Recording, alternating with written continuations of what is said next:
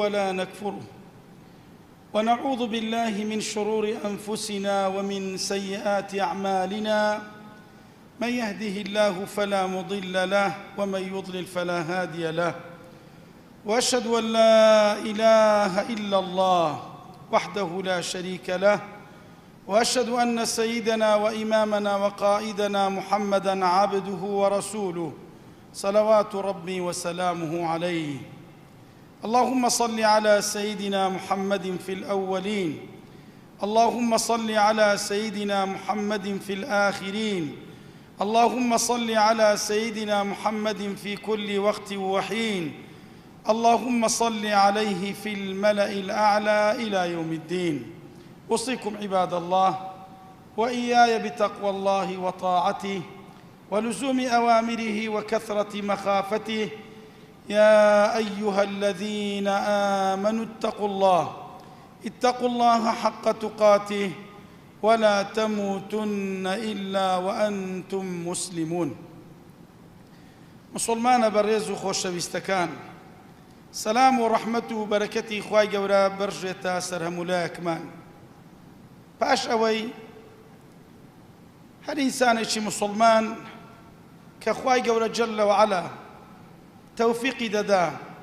هر كارو كردويك هر طاعة عبادتك كأنزامي ددا غمي دوامي أوبي خواي جورا لي قبول كرديا لي ورقرتيا يانا بويا بيشيناني تساشا أمتا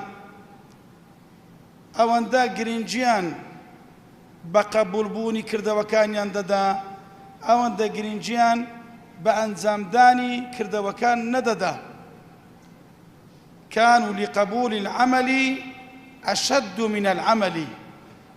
بۆیە بەڕێزان خوای گەورە جەل وعەلا کە تەوفیقی داین کە ئەمەی گەیاندە مانجی ڕەمەزان، یەک مانجی ڕەمەزان بە دوای یەک ڕۆژەکانی بە ڕۆژوو بووین، شەوەکان تەراویح و شەونێژمان دەکرد، بە زۆرەها و زۆرەها عیبادەت ئەو مانگەمان ئاوەدان کردەوە. ئەوەی کە ئێستا ببێتە جێی گرنگی ئێمە ئەوەیە دەبی لە غەمی ئەوەدا بین ئایا خوای گەورە لێی قبول کردینە یان نا. بەردەوام لە خوای گەورە داوا بکەین، بپاڕێینەوە وەکو سەلەفی ساڵح ڕەزا و ڕەحمەتی خۆیان لەسەر بی وەکو لێیان دەجێڕنەوە. كانوا يدعون الله 6 أشهر أن يبلغهم رمضان. پێشینانی چاک لە سەحابە بەڕێزەکان 6 مانگ دەستە و دوعا لە بارەگای خۆی ڕەب العالەمین ڕادەوەستان، بە یەک دوعا لە خوای گەورە دەپارانەوە بەس بیانگەینتە مانجی ڕەمەزان 6 مانگ. وكانوا يدعون 6 أشهر أن يتقبل منهم. 6 مانگەکەی دوای ڕەمەزانیش داوایان دەکرد بەس خوای گەورە جەل وعەلا لێی قبول کردبن. ئەوەی کە لەو مانگە کردیتیان خوای گەورە جەل وعەلا لێی وەرگرتبن. بەڕێزان خوای گەورە جەل وعەلا دەفەرمێ إنما يتقبل الله من المتقين. تو ئەگەر لە مانجی ڕەمەزان پلەی تەقوات بەدەستی نابی، ببی بە کەسێکی متەقی، ئەوە خوای گەورە جەل وعەلا لێی قبول کردی. بەڵام خوا نەخواستە ئەگەر ئەو تەقوایەت بەدەست نەهینا،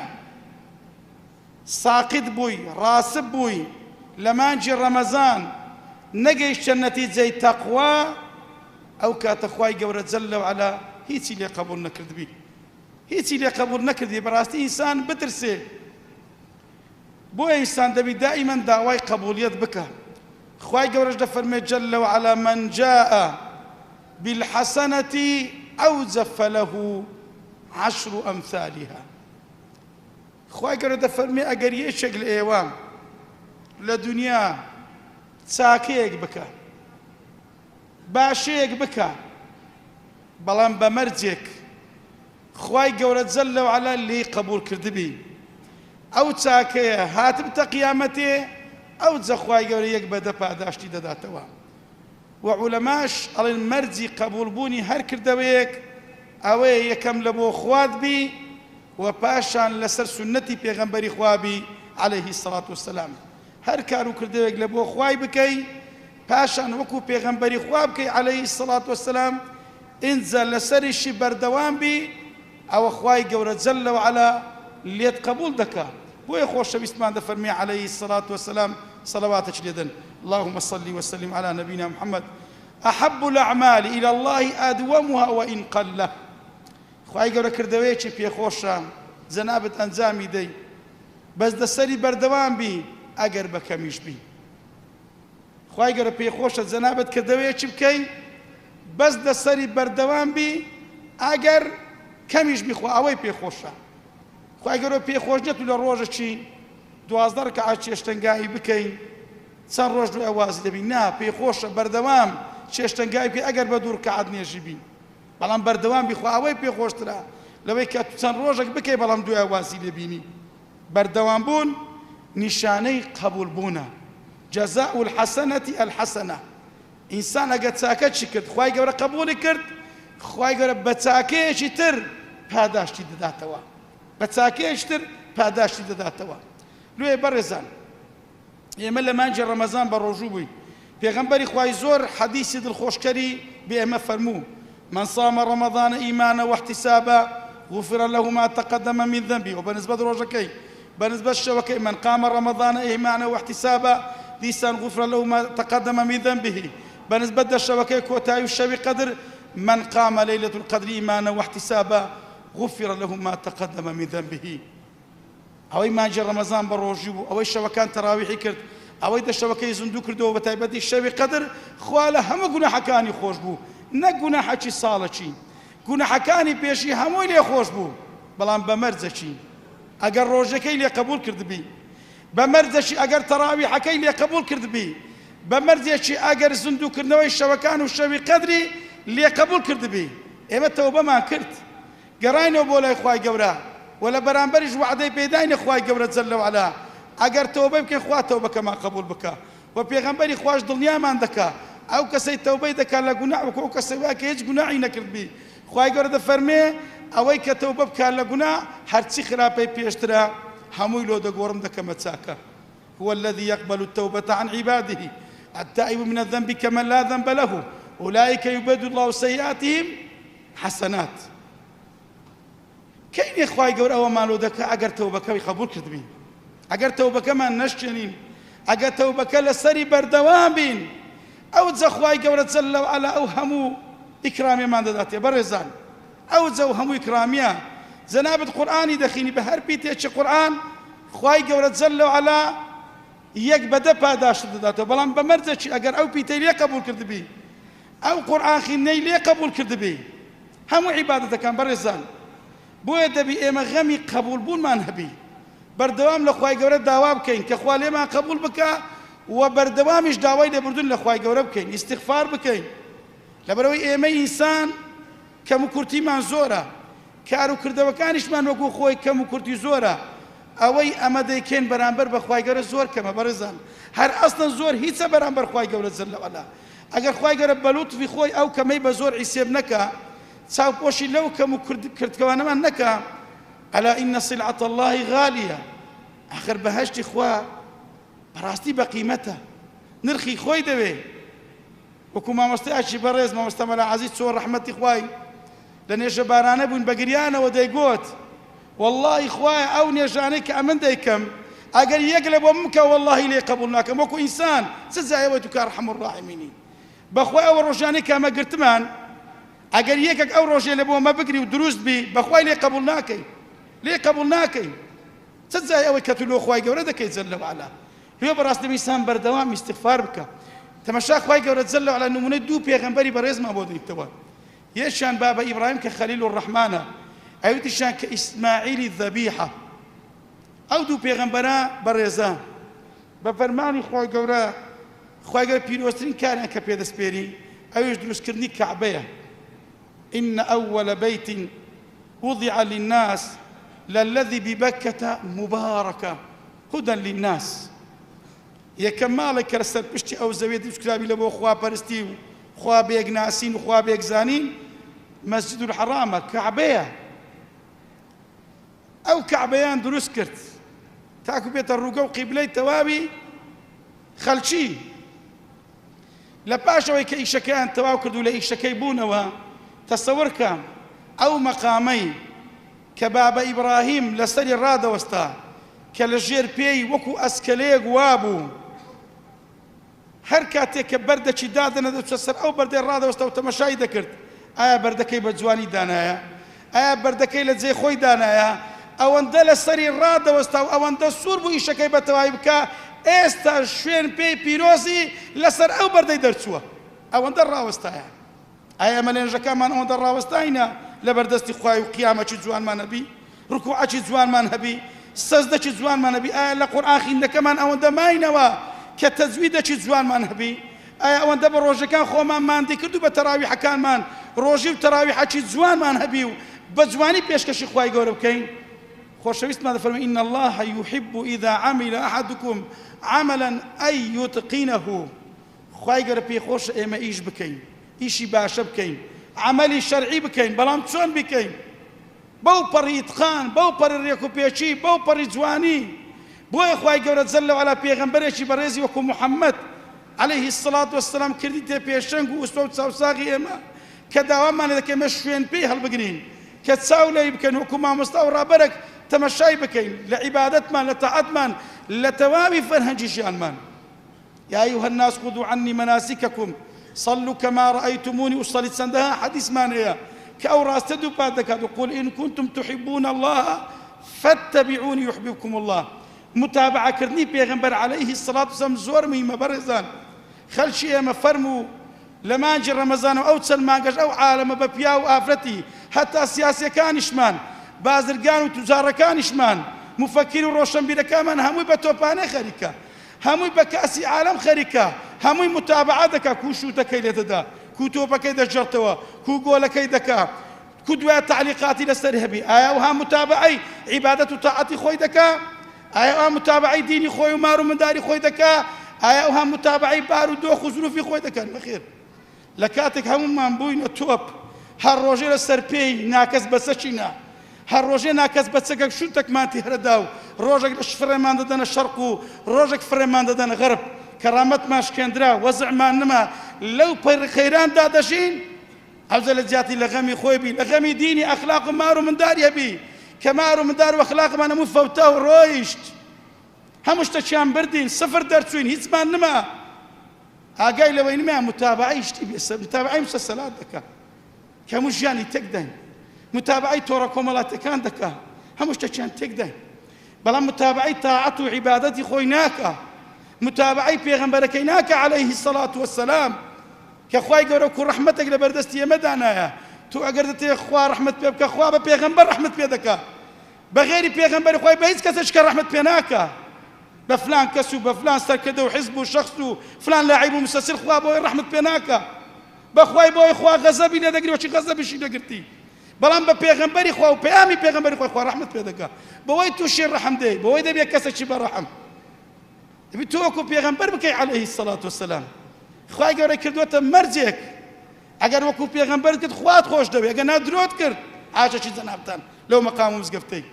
خوات خوش نويست بيغمبري خوات خوش نويست دعواتي بيا بينيها تماشات سند بجواني باش اوي كبي تواو دبي قورمان إبراهيم وقورمان إسماعيل بزوتا دستكانيان برو أسمان برز دكنوا ضلن ربنا تقبل منا ربنا تقبل منا فرورد قال تو دعوي كرده ويا كارك اللي ما كرت مش كارك ما كرت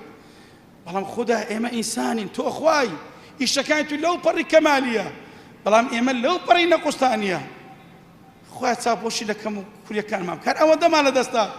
هر ما بيكره هر أود عقر ما بسري داشكا هر أود دسرت ما لسري رويشت تقبل منا وزاخي فرمي وتب علينا وأجر كم كنتش معنا أبو خوال يمان خوش با صابوشي لكم كنت كان ما بكا تبي إيه مش برزان لدواي نيجكان لدواي رمضان لدواي قرآن خينا كان لدواي تواوي عبادة كان دبي أوهابين أو أدب ما بي لقر خواي جورة صلى ولا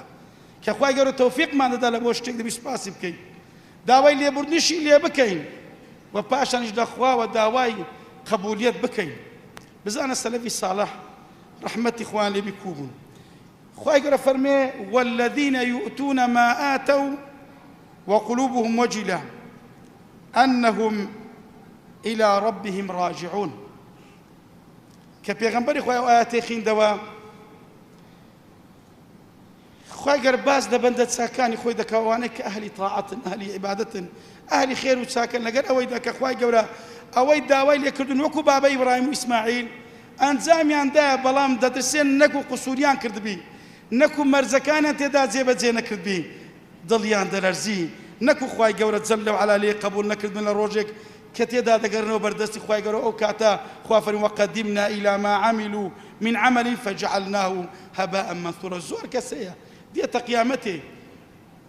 بەحیساب خار و کردەوەکی زۆری کردێ بەڵام لە ڕۆژی قیامەتێ خوای گەورە وەکو گلۆرەیەک بەنیو چەوانیدا وەکو مستە تۆزێک لە ڕۆژێک کە بای بێ و بە ئاسمان دەکەی نابێتە ساحیبی هیچ دەترسێن لەو ڕۆژێک کە دەگەڕنەوە بەردەستی خوای گەورە نەکو خوا لێ قبول نەکردن داکە معنیشە فەرمووی یا رسول الله صلى الله عليه وسلم الذين يؤتون ما آتوا وقلوبهم وجلة أمانة شيئا هو الذي يسرق ويزني ويشرب الخمر وهو يخاف الله عز وجل أو ما بس بيشي خوای گەورە کەسانی دزی دەکەن زینای دەکەن عرقی دەخۆن لە خوای دەترسێن نەکو ڕۆژی قیامەتێ خوای گەورە قبولیان نەکا فلا يا ابنة الصديق نخير أكتي أبو بكر صديق ولكنهم الذين يصلون ويزكون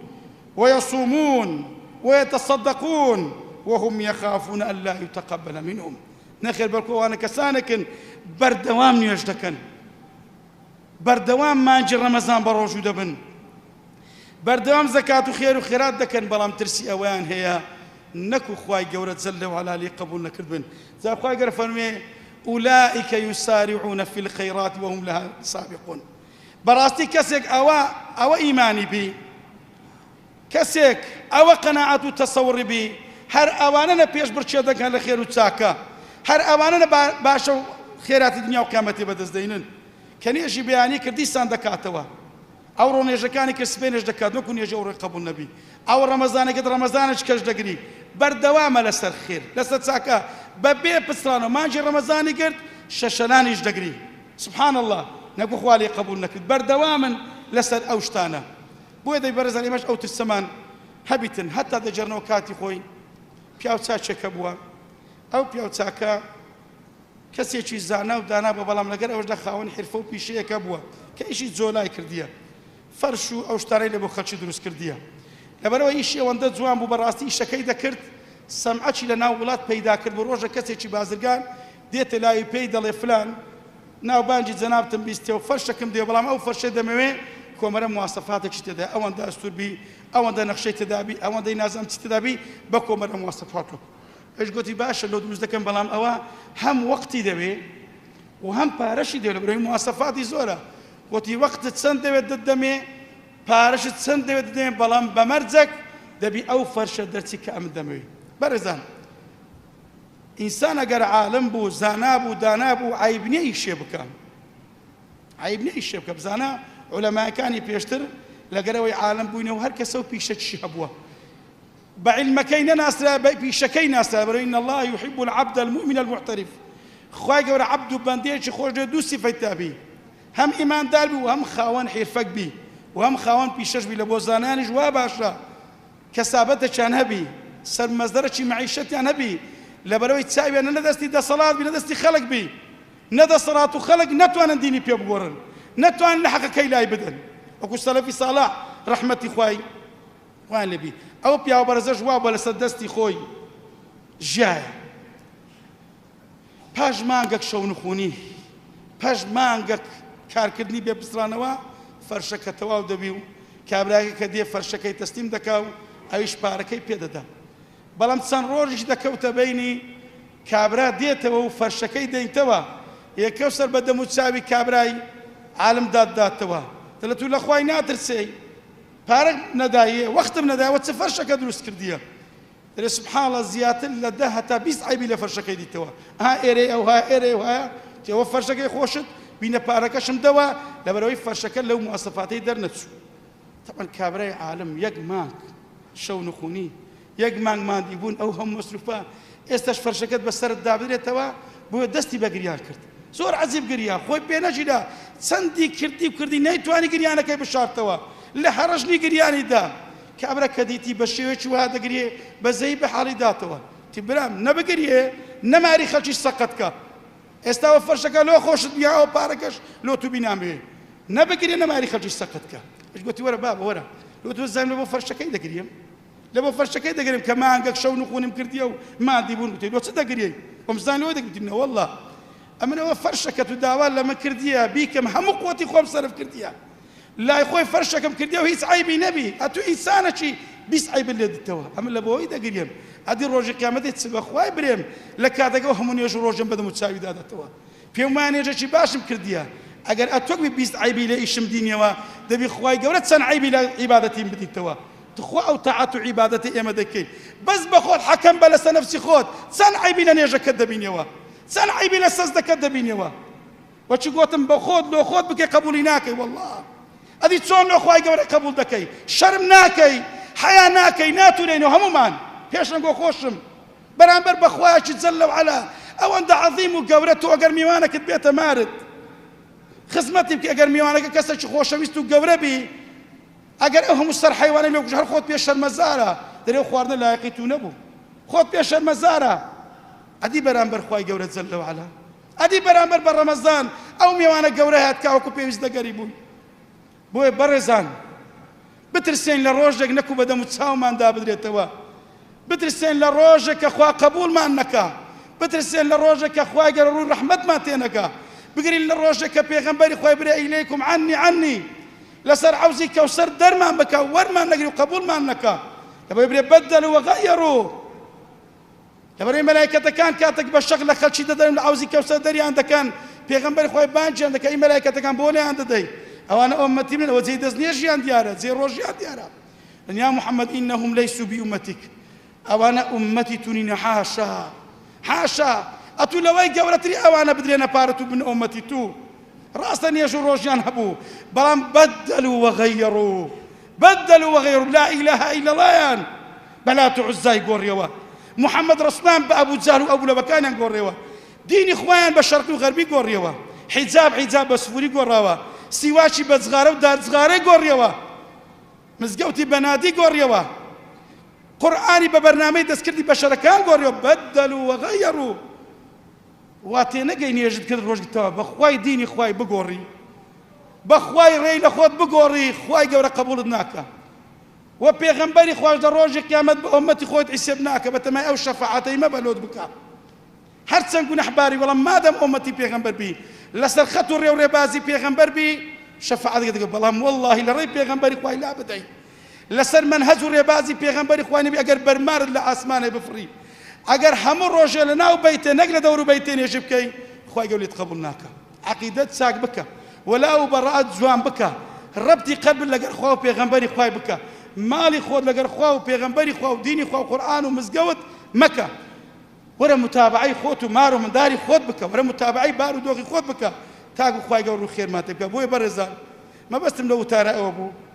بەردەوام داوای قبولیەت لە خوای بکەین بەردەوام داوای لێخۆشبوون لە خوای گەورە بکەین و بەردەوامیش من لە دوای ڕەمەزان مزگەوتەکان سۆل نەکەین قورئانەکان بێنێز نەکەین ئافرەتەکان حیجاب و سەرپۆشی سەریان فرە نەدەن دووبارە ماڵەکانی خوای چۆن نەگەڕێنێ سەر بەزم و ڕەزمی پێشترمان ئەگەر وامان کردەکە هیچ ئیسفادەمان نەکرد پێویستمان بەدە ڕەمەزانی تریشە بەڵام ئەگەر گۆڕاین ئەو کات دەتوانین مار و دەور و بەری خۆشمان بگۆڕین یا ڕەبی خوای لوخاتی ناوەجەونەکانت لوخاتی سیفەتە بەرزەکان لوخاتی ئیسمی عەظەمت خوای کو هیدایەتی داین لە ڕەمەزان ئەو هەش بەردەواممان کە لە دوای ڕەمەزان یا ڕەبی خوای ئەهلی ئیستیقامەت بین ئەهلی ئیستیقالە نەبین یا ڕەب العالەمین لە داک و بابەکانمان خۆش بێ ڕەحم بە مردووەکانمان بکەی شیفای تەواوی نەخۆشی مسلمان دەبێت تایبەتی ئەو بەڕێزانە کە داوایان کە دەلویان پاڕێنەوە یا ڕەبی خوای لە مردیان وولایەکمان خۆش بی لە داک و بامەڕ بە تایبەتی برایەکی بەڕێز کە ئینسانێکی ساڵحە نەحسەب و کە پێش ئەو جمعەی وەفات کرد یا ڕەبی خوای لەویش خۆش بی لە تەواوی مردی مسلمانان خۆش بی یا ڕەب العالەمین یا ڕەبی خوددا لەو قەیران و بێ وەزعی ڕزگارمان بکەی یا ڕەبی خوای هەموو لایەکمان بەلا خۆت و پێغەمبەرەکەت و دینەکەی خۆت بینی چۆن لەو ماڵەڕێک و پێکە کۆتردنەوە لە باشەکەی خۆت کە فیردەوس لەوە کۆمان کەیەوە آمین آمین والحمد لله رب العالمين